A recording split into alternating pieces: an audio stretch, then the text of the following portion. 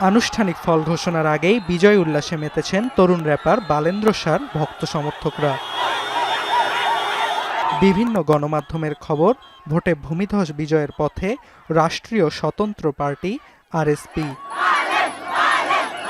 সরাসরি ভোট গণনায় ১২৫টি আসনে জয় পেয়েছে দলটি।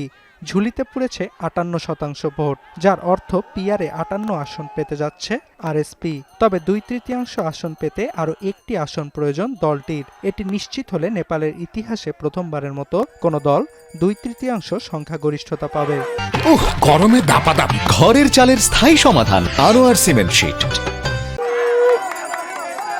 তবে নির্বাচিত হলে নেপালের সংবিধান সংশোধনের যে আভাস দিয়েছে আরএসপি, এটি পূরণ করতে পারবে কিনা তা নিয়ে তৈরি হয়েছে ধোঁয়াশা। কেননা ২ ভাগে বিভক্ত নেপালের পার্লামেন্টের জাতীয় পরিষদে বিল পাশের অনুমোদন পেতে হবে দলটিকে, যেখানে আরএসপির সংখ্যাগরিষ্ঠতা নেই।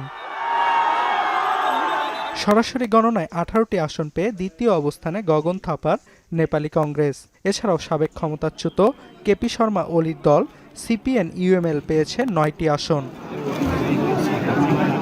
সরকার গঠন করতে যাওয়া বালেন্দ্র শাহকে অভিনন্দন জানিয়েছেন বাংলাদেশ ও ভারতের প্রধানমন্ত্রী।